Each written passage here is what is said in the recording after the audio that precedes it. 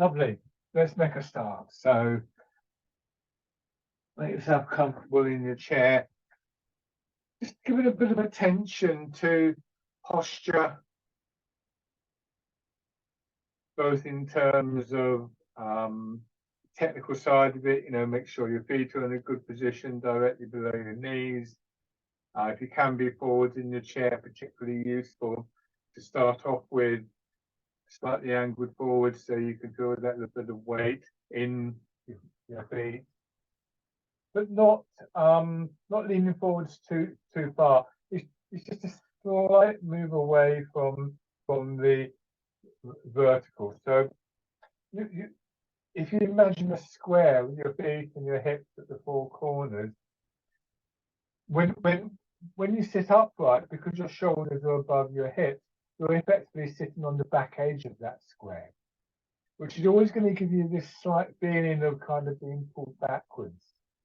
But if you go forwards a little bit, so that your head goes towards, I suppose, maybe a quarter or a third of the way forwards, got that slight angle, and you just feel more kind of centered, because it brings your center of gravity from here, where my hand is, to here, which means that rather than your center of gravity pulling you towards the edge of the square, it's pulling you down into the main body of the square.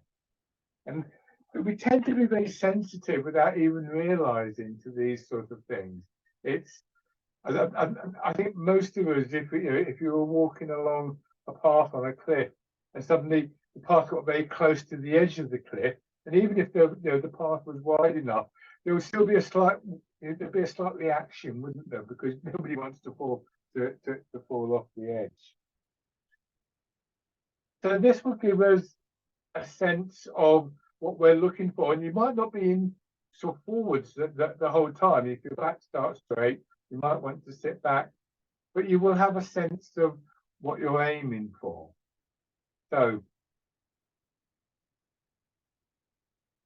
just letting your hands rest for a few moments, and then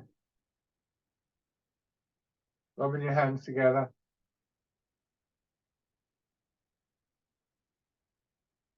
Tapping over your face.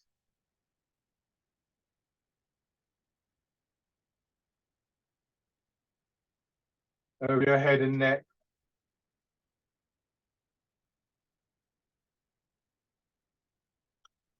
Shoulder, and your arm.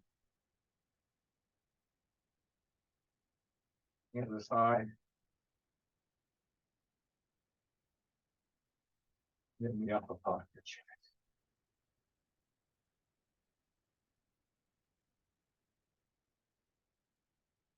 Right on your belly.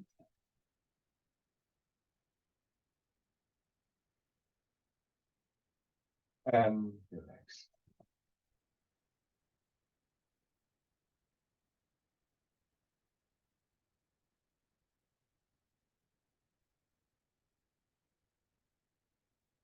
And then just sit back. We actually rarely pay attention to simply sitting. We tend to sit for a reason. To rest our legs, to read, watch television, talk to somebody. Even when we sit and meditate, it's not the sitting that we're there for. So it's quite nice just to reflect on what happens when we sit, what happens in our body. So, how does our body respond to that feeling of being supported? And what are the sensations associated with that? And say, maybe our shoulders, our chest, our legs. How does it affect things like our breathing, and so on and so forth? And this posture enables us to just reflect on that, and what qualities we would want to therefore take into the upright positions, both seated and standing.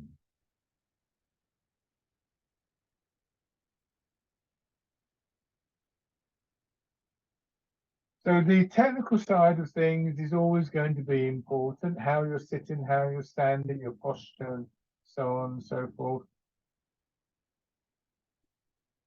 But as your environment changes, as your position changes, then obviously from a structural point of view, working in a chair to do Tai Chi is going to have significant differences to working standing, doing Tai Chi. But we begin to recognize some of those qualities that are potentially transferable from one situation to another. So bringing your feet back to their original position and coming forwards again.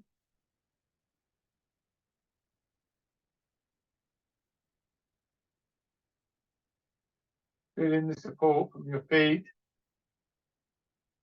from your legs, also of course from your chair, and the feeling in the lower part of your back and your hips and buttocks that you're sinking into the chair.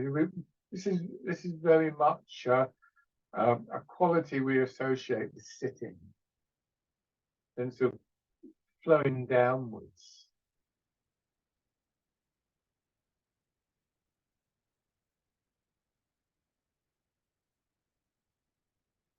And then in the upper part of your body, it's as though your hips sinking down and create a space for your rib cage, your shoulders to drop. And that will highlight the support that the front of your body gets from your back. The back, the stronger part of your body, the stronger side of your body. Feeling longer and broader. But also at the same time quite soft. So you don't want to tense up in the big muscles of your back. So the next sort of stage, if you like, is that we realize that all the soft tissue of the body, front and back, sides, has a tendency, if we allow it to settle, to sit into those inner regions of the body, the area around the spine and pelvis and so on.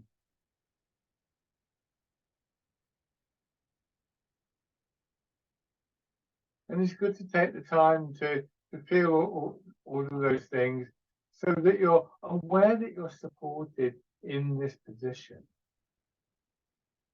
It doesn't guarantee that all the tightness is going to drift away, because a lot of that can be habitual, but it takes out one of the main reasons why those habits develop, which is that we think that we need to, for instance, to tighten our shoulders to stop ourselves collapsing.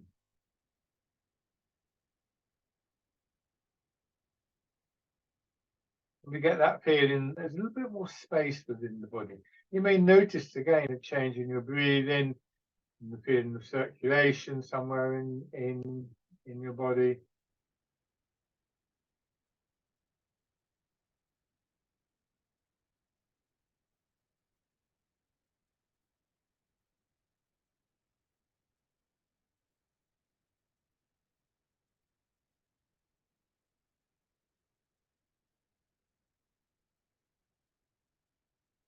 Now, as we start to move, so just turning your head very gently, we want to know whether any of those important qualities are being lost as we begin to move, which is quite common.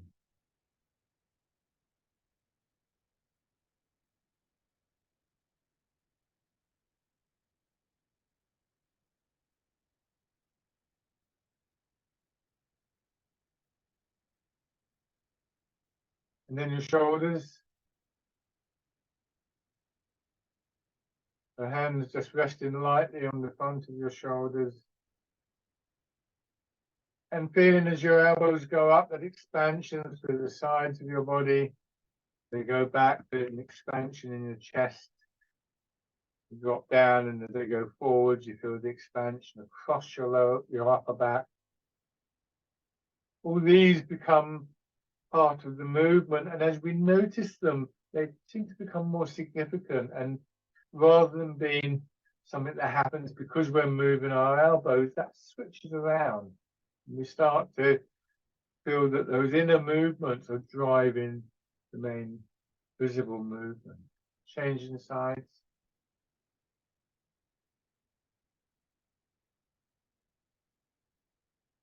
This is where our intent becomes important. Those memories of posture, memories of movements that we're familiar with,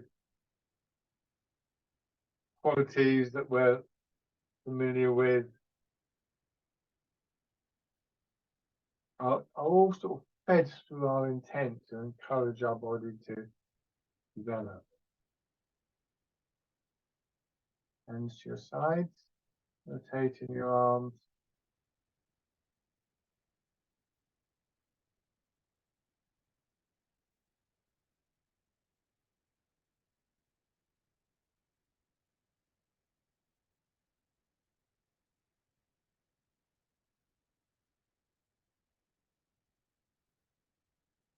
And then just raising them up, winding around. So these initial exercises, the joints rotation, clearly they're good for the body, good for the joints. At the same time, they enable us with a very simple format to just begin to investigate how our bodies move and what parts of our body are involved in that the other way. Remember the previous lessons I've talked about, not just a sense of connection through the body, through upwards as it were, you know, from feet to hips, hips to shoulders, but also in terms of the depth from the surface of our skin right deep into our bones.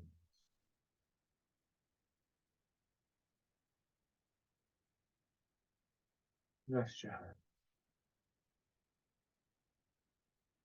Easing yourself forwards, tilting forwards a little bit more, all of your weight going into your feet and then pushing back.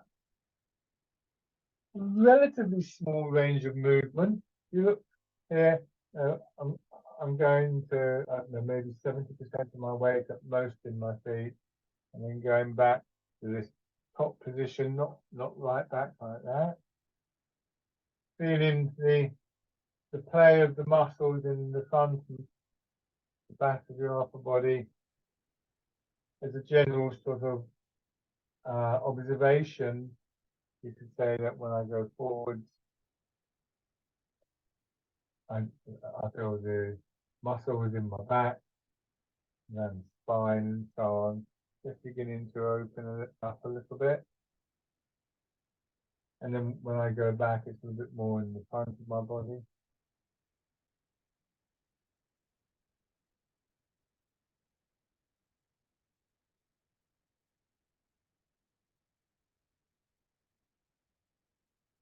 Turn just a little bit so that you're now heading more towards one knee. So it's a turn there. Same as before, but more of an emphasis here on the leg that you're moving your weight, the majority of your weight into. There'll still be some weight left in the other leg. Not overspilling from that square.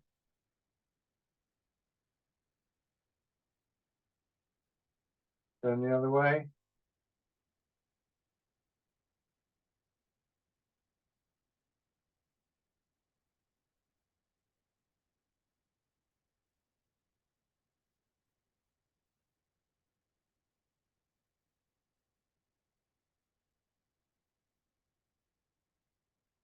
And then going around. So your head is going around in a circle because your pelvis is rolling around. And the circle that your head is describing, if you think of the crown of your head, for instance, fits inside that square initially.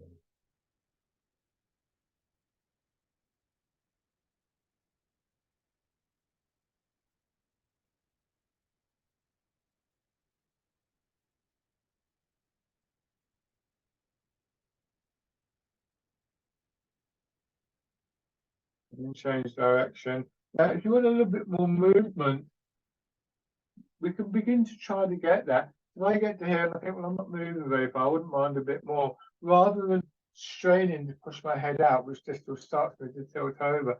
I release more in my hips and try and soften through the whole body. When my muscles aren't under sort of full play, when there's a little bit of give in them, they're more likely to extend out without straining.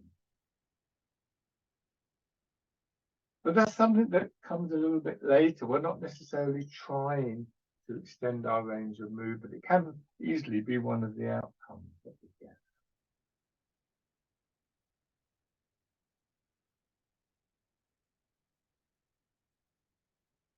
Coming back to the central position where, once again, you feel kind of held between your feet and your hips.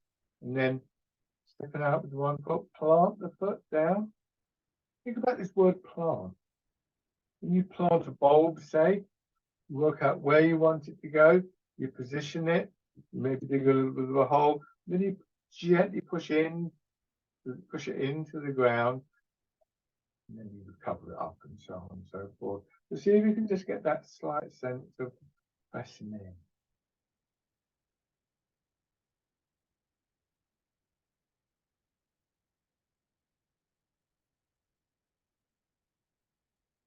And then on the other side.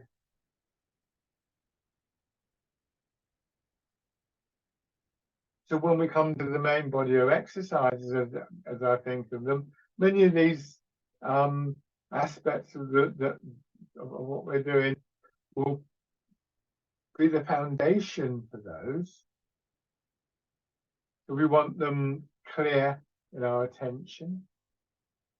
So we don't have to keep thinking about them. We've got plenty of other things to think about. When you put that,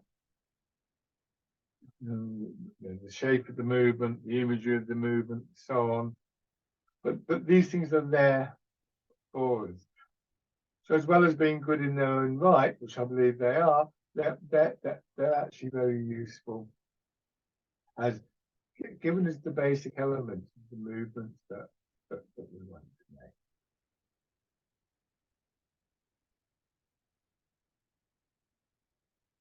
And coming back to just sitting, let your hands drop by your sides, turn your hands palm forwards. One transfer of your weight with that gentle rotation in your arm.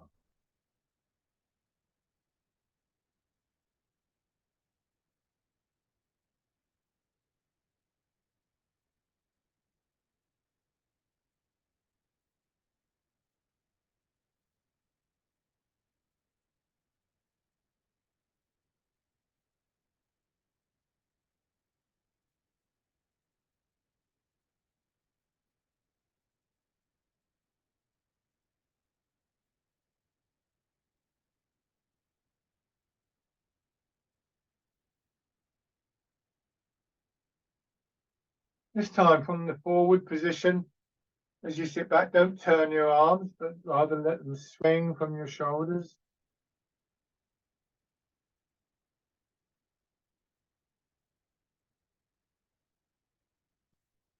And there's a very gentle curve there, a very gentle arc as your hand drops down, swings up. And again, I'm not trying to lift my arm. I don't think, well, I want my arm to go there. I can observe where my hand gets to. And again, I might decide that I want a little bit more movement. And again, the initial stage of that is to soften more in the body. If my shoulders are tight, this is a struggle. If I let my shoulders relax, this is quite comfortable. And then we can begin to build the movement up through our intent. Memory, imagery, instructions, just straightforward instructions applied to our body and build into the big movements.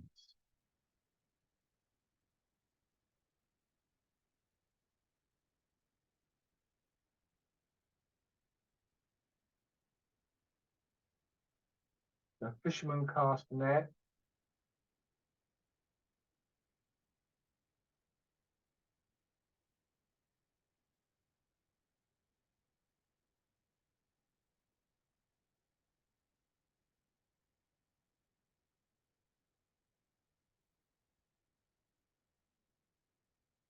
Now, next time you come forwards, you've already got the little bit of a curve there. You imagine the ball underneath your arm, and as you come back, you just let the arm roll the ball in, or slide over the ball. Don't get to there and then think, well, I've got to lift my hand. You would lose contact with the ball in any case. Remember, when I sit to the side, I can't easily do both hands. So to begin with, at least I'm not trying to lift my arms. That makes it perhaps a smaller movement than you're expecting.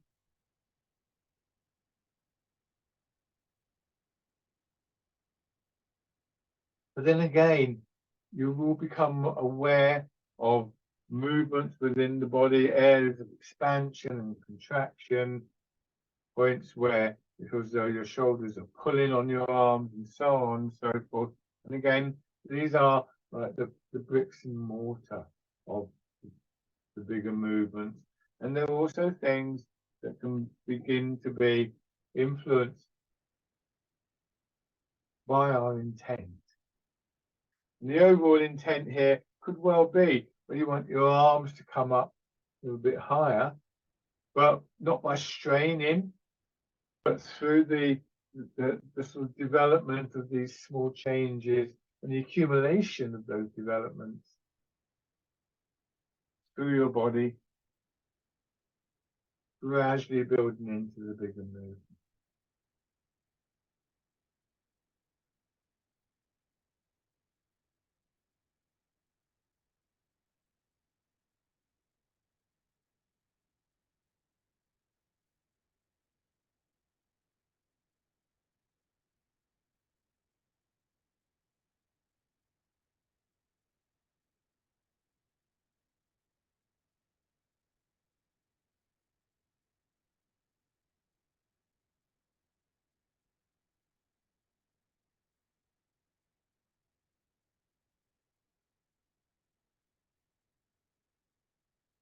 Then this time, feeling your chest expand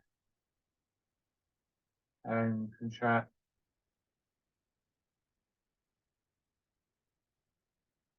And then in the upper part of your back, that same process, but the other way around. So here, so your shoulder blades have slid apart slightly and then pull back together and then drawn apart. You may notice again changes elsewhere in your body. And we can begin to focus our intent into the areas that are most useful at this point.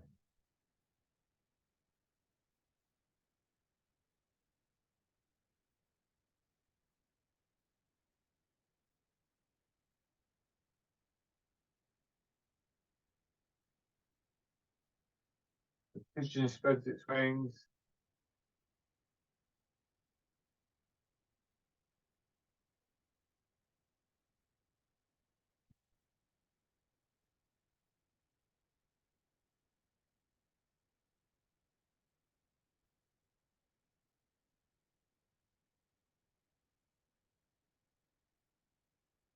Bringing the hands down in front of your hips, pushing away. Once again, there's a natural curve here, partly due to the shape that your arm makes. So if I were to say to you with your arm in this shape, don't let your hand come up, it will be quite difficult because everything's being pushed forwards. If I just simply do this, I just push on my elbow, you can see how my hand is coming up. In order to get the movement to go straight without coming up, which we do in the next exercise, of course, I would have to actively keep my hands down. But what I don't have to do is to lift my hands up. So this is a way of moving that I think is slightly different. We're always looking to follow the path of least resistance.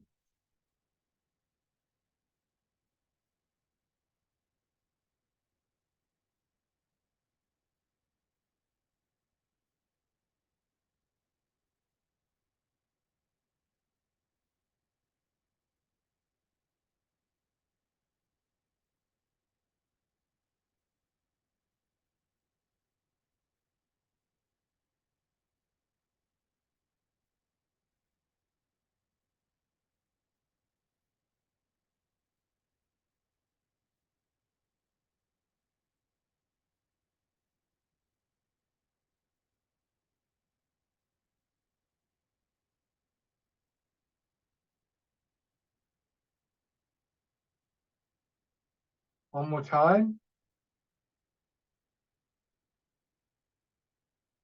When you come back this time, don't let your elbows go out or behind, so your hands are still quite a long way forward.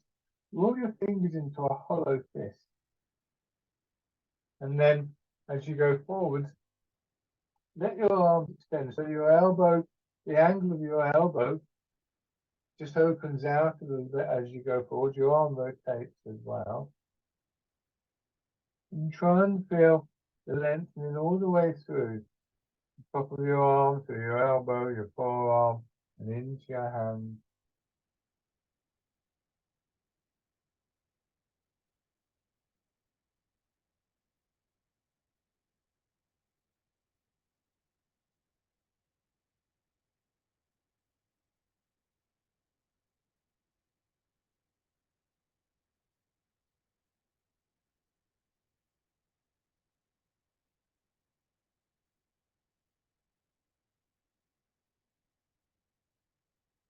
At the end of the movement here, open your fingers and again, opening your chest and then feeling the chest contract.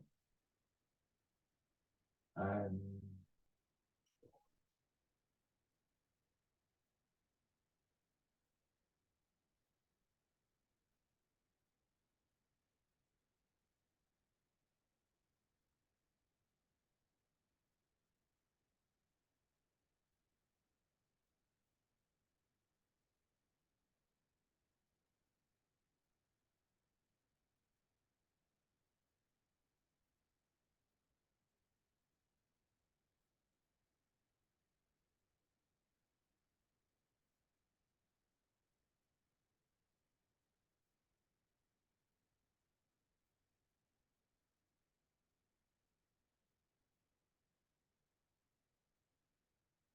one more time. When you get back into this rear position, turn your hands palm down. Turn again a little bit in the center of the body, then extend forwards. The hands sweep all the way around and then back. And turn the other way. So your weight moves forwards, your shoulders start to push your arms forwards. And again, your arms extend out through the whole length, and shoulder to fingertips, and then contract.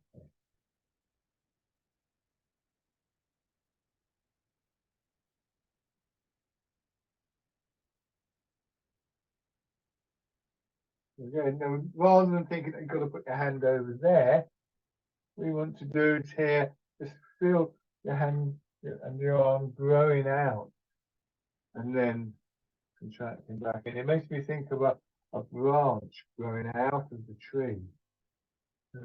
The end of the branch doesn't sort of like go first. It gets pushed down.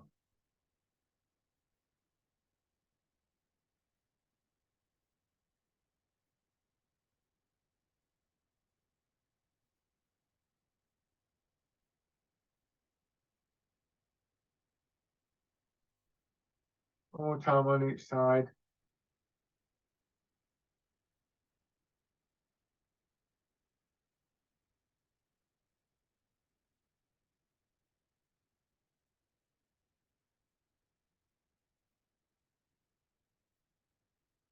Turning your hands palm up. A gentle push down through feet and hips that will, if I exaggerate, do this. You see how my back is lengthening, pushing my head up, much more subtle than that. But that push down produces that effect, pushing your arms up. And then once again, your shoulders dropping down towards your hips and your arms forward.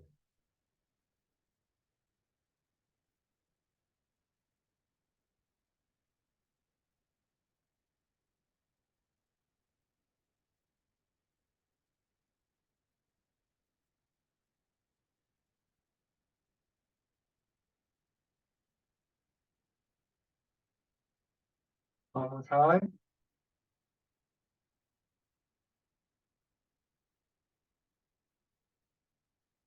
And then wild goose.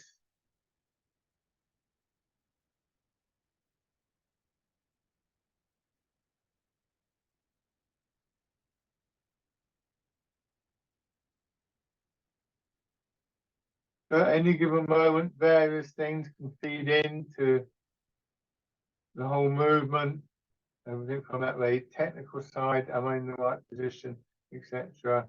So an awareness of subtle change in your body, amplifying that through images like the bird in flight.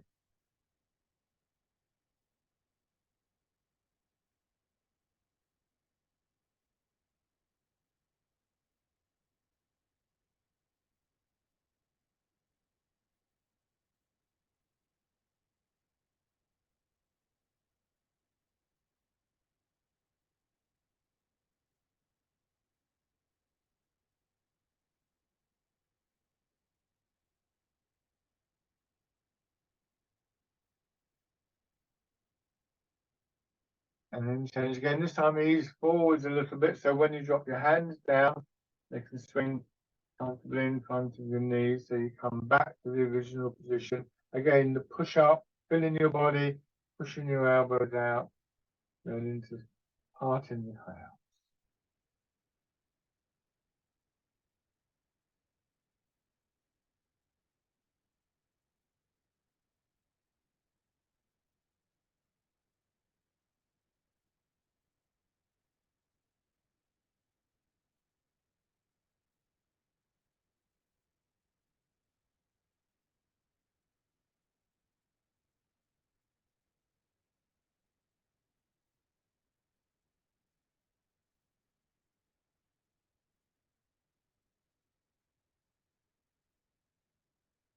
One more time.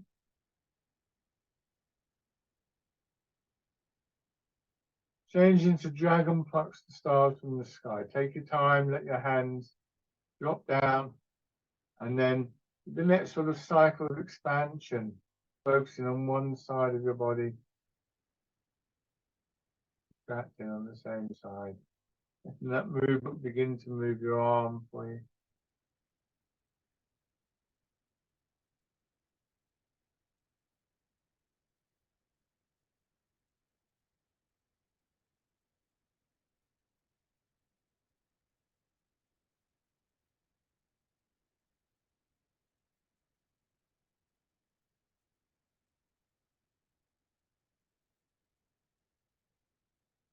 So again, we can use various images.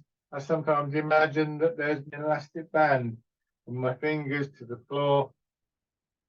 I'm trying to pull out that elastic band. When the elastic band is pulled out, the effect is also to the whole of its length.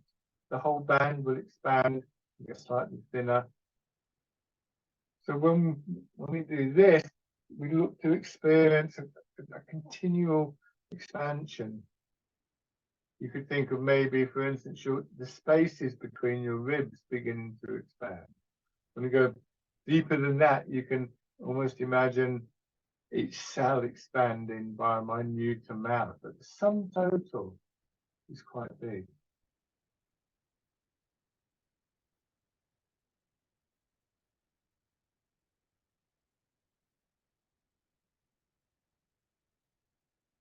Again, this is an aspect covered by the phrase of following the path of least resistance.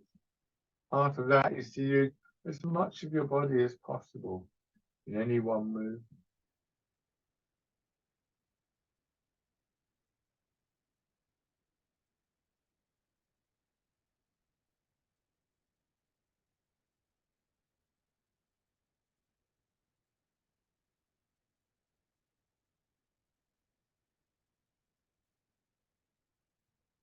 Now, this time change into the two-part push. Bring your hands around. Inshallah. Once again, expanding and contracting. And then expanding, and the intent here is to push sideways.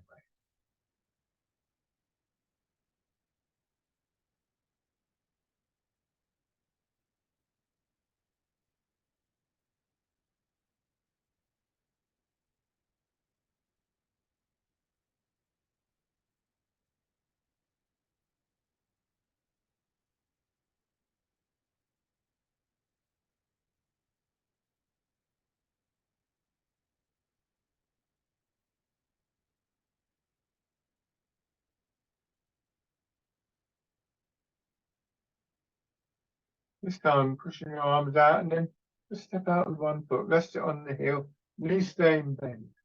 Don't lock the knee. Ease forward, scooping the sea, looking at the sky. Now we might feel that extension, maybe even from the toes, but certainly from your heel up through the back of your leg, up through your back.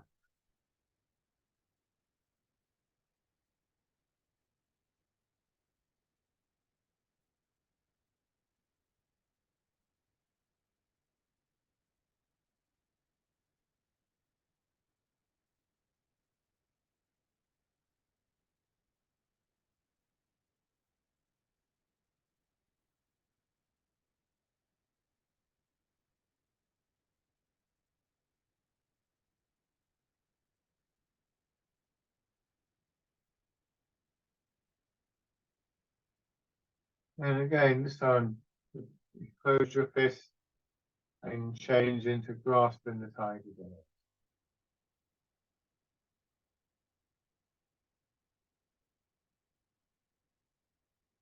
And more of an upward energy.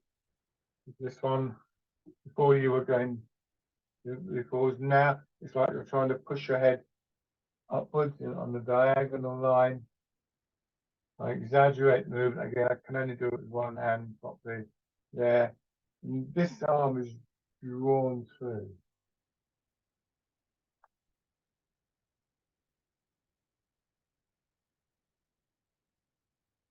Chest expands, contracts. And then change to the other side.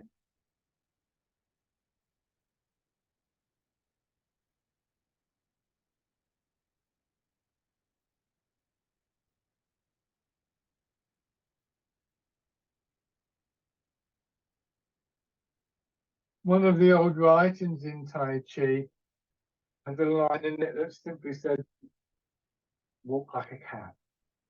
And if we think about how an animal like a cat moves, you know, when they stretch out, they seem to stretch out with every fiber of their being.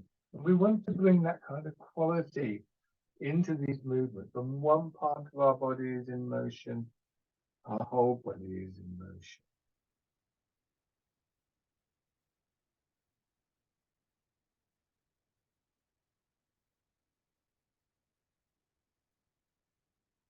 And then change into grasping the tiger's ears. Notice what you're doing with your arms. Are you stiffening up? Maybe in that big trapezius muscle, upper back, biceps, triceps, the radial muscle. Are you gripping tightly? And part of what we want to do is to just soften those muscles. And when we do that, we begin to become aware of a sensation I would call a depth in the movement. Because when those big muscles ease their dominance, necessarily other parts of the body come into play.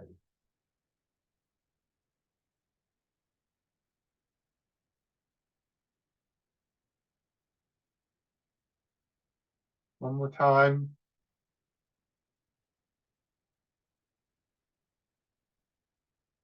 And bring the feet back. So it's not that those muscles aren't doing anything, of course they are. But what they're not is right at their limit. It's not this, it's the whole body moving as one unit. And that gives us a great sense of continuity and a great sense of energy in the movement. And not just on the sort of surface of the body either. I've been talking recently about the sense of connection, not just meaning, you know, length ways through the body. Your feet have a relationship, they connect to your hips connect to your shoulders, and so on, though that is important. But also a sense that the movement permeates the whole of your body, from the skin to the middle of your bones. And if we're not careful, you know, if the muscles here and here are very tight, then that can stop that. And once we felt it in the arms, I deliberately focus your attention on your arms for this, because they're not at all weight bearing. But we want to feel that same quality of depth to the movement, the sense of the energy going deeper through the body and coming from that depth as well. And we want that all through the body, in our back, in our front, in our legs, because it's a bit more difficult with those other parts of the body. So if we can begin to get a sense of how that can feel in the arm, I guess really fisherman cast a net is perhaps the ideal exercise to do that with. And we have this impression, we have this sense, and we begin to feed that through our intent and affect other parts of the body. So just rubbing your hands together. And then tapping over your face.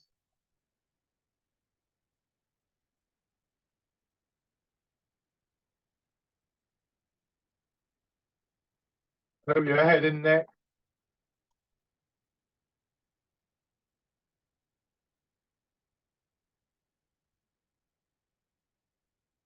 Down to one shoulder.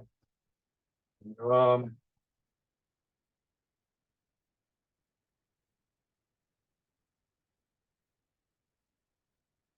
The other side.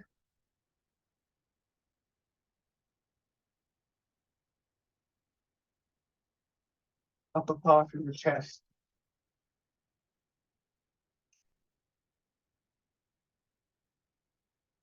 Your belly. And your legs. And again, trying to feel that when you strike your legs like this, the vibration is felt through the whole of your leg. A bit like if you were hitting a drum.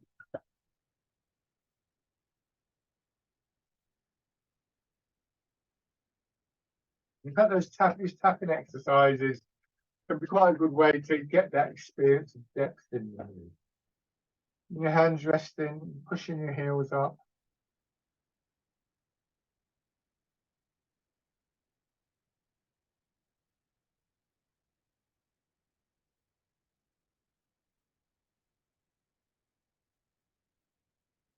And then going around.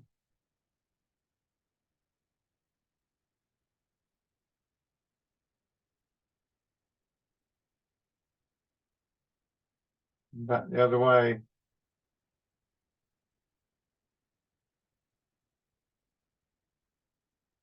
And then standing.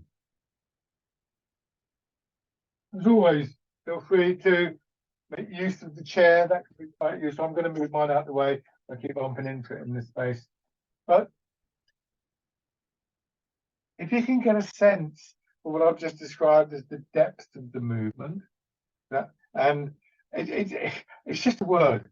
There's no one way of fully describing this. So we begin to experience it. And the key to experiencing it, I think, is to let big muscle groups, I started off in your biceps, triceps, the big muscles of your back and the front of your body, your legs, just soften a little bit. Obviously, no, for the legs it's quite difficult because they really are weight bearing. And in a lot of cases, I think we find that those muscles have to develop their strength in a certain way before they can soften. But you might want to think about, say, the front of your body. Are you pulling your belly in, for instance? Are you sort of tightening in your chest?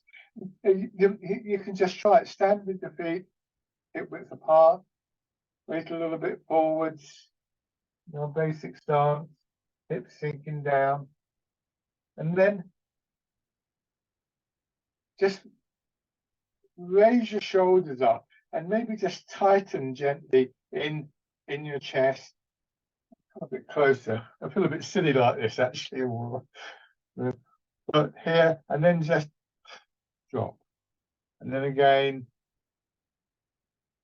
that releasing feeling. And you drop, and then suddenly there's a shape there. There's something that we feel deeper within the body. So we start to feel supported, not just by our legs, but from within the body as well. But when we start to move, so just doing this movement, let your hips sink down a little bit and then pushing up. Keeping the alignment of your body, letting your center of gravity drop, and then expanding out of that point where your center of gravity has got to. So rooting down is another thing that helps us to remain stable. And again, if you think of a plant growing out of the seed, the roots go down from the seed, and then it sort of grows out of the seed, millimeter by millimeter, coming up from the ground. So you feel the lengthenings through the whole of your body. And just try and see if you can get a sense of the movement through the bones of your body, first of all. Maybe just that sense that as your knees get a little bit straighter, they don't fully straighten. Just the bones of your legs, obviously the angle changes, they push you up. They push up into your pelvis. Your pelvis pushes up into your spine, and so on and so forth. And then we look for that to kind of radiate out. We think of movement, energy, flow. They're all just words describing the same experience. This is very much experiential. And then we bring our hands around us over a cradle in the ball and pushing up and sinking down, and just do these first three exercises in a little sequence. So here, and again, your arms seeming to grow out of your shoulders through the bones, through the soft tissue, and down. And then parting the clouds.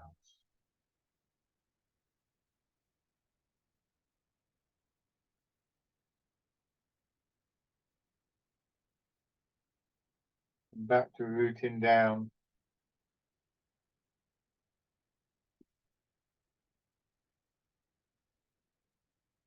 Belly expanding, rib cage expanding.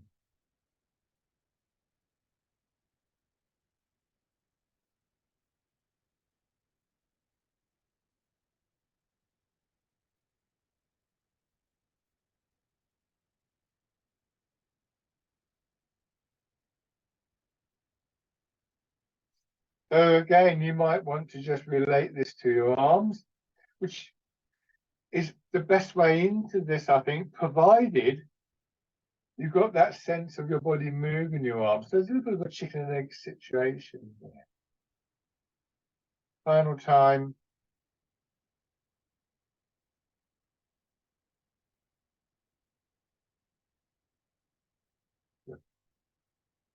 One foot forwards.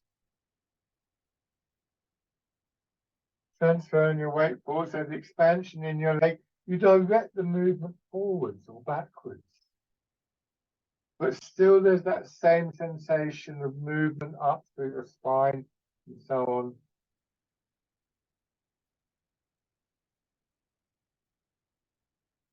When one part of your body is in motion, your whole body is in motion, not just with the length of your body, feet, the knees, the hips, the shoulders, and so on, but from your skin to the middle of your bones.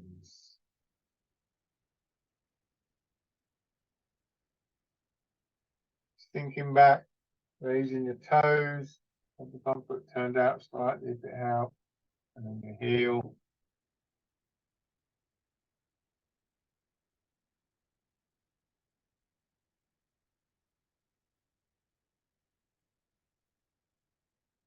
And then stepping in.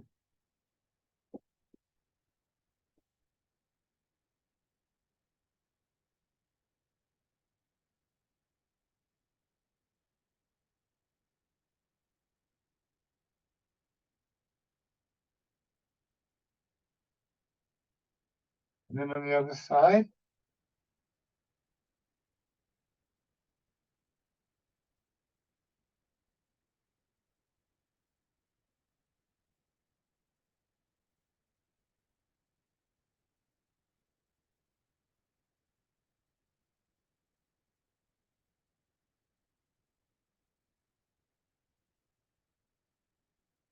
Raising your toes and your heel.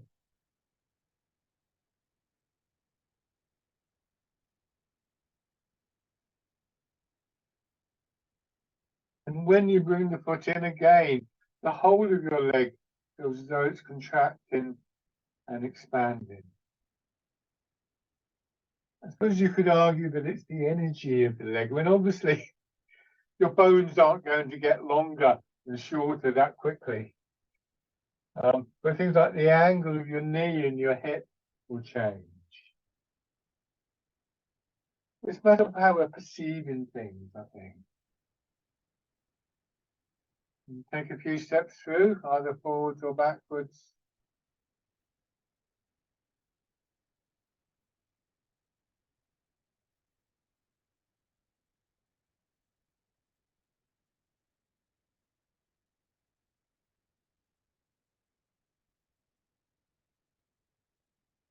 And then in the other direction.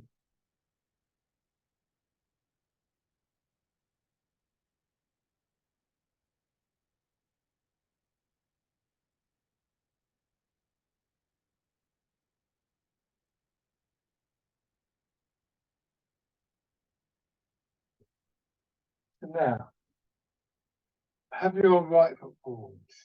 And when we do fisherman cast and net, again, from the back foot, through your spine, through your shoulders, through your arms, into your fingers, is the sort of flow of movement that you're looking for.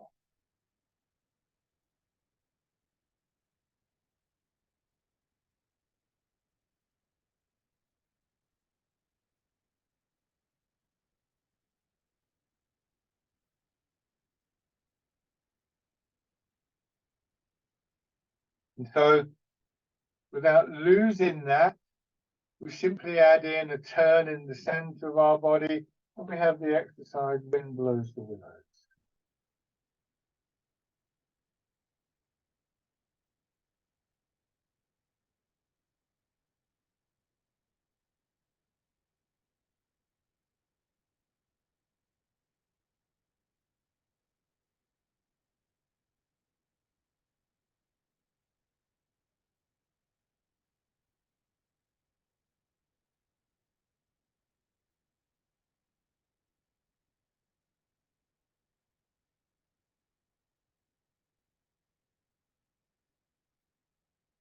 And that with your other foot forward, starting in your back foot, feeling the expansion, the extension, right into your fingertips.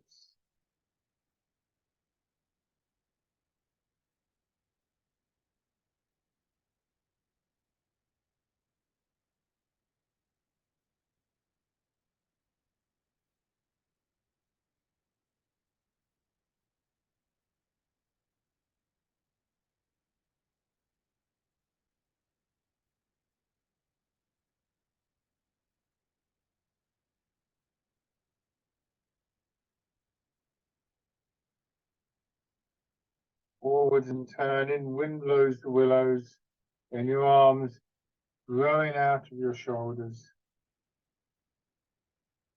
like the branch of the willow tree.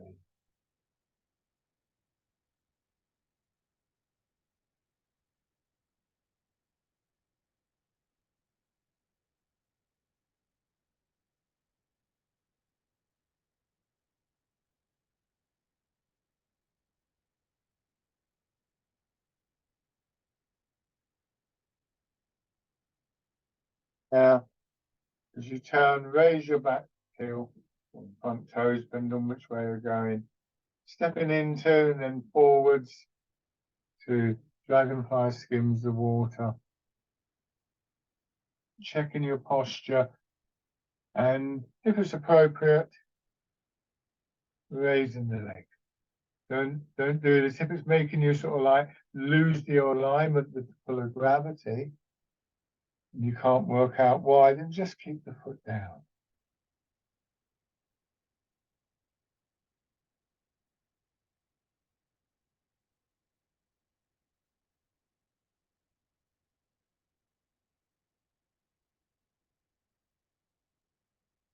Change direction.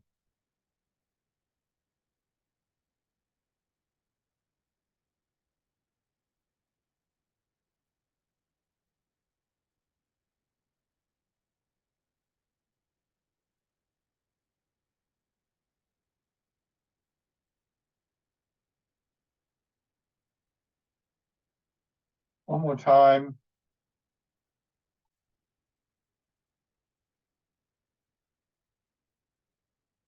And bring your feet down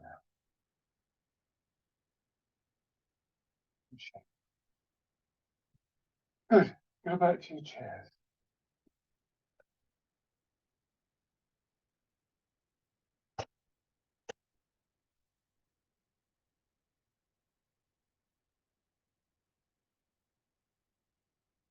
So, once again, finding your posture, getting used to this feeling again, and remind yourself of the sensations of sitting.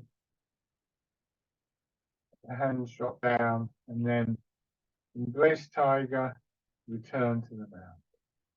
Arms come up, wrap around as though you're holding the ball, and beginning the contraction inwards to the whole of your body. So everything comes to that very settled position just for a moment, body and mind. And then just a natural rhythm takes you out and begins to draw you back in. Giving the feeling of quietening and of settling.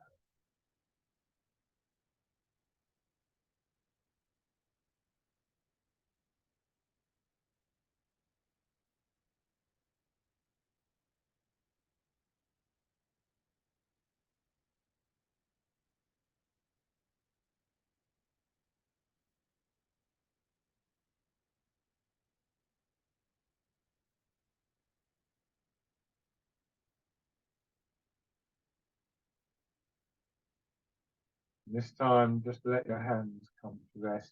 Maybe still aware of that rhythm of expansion and contraction in your body, maybe associated with the breathing.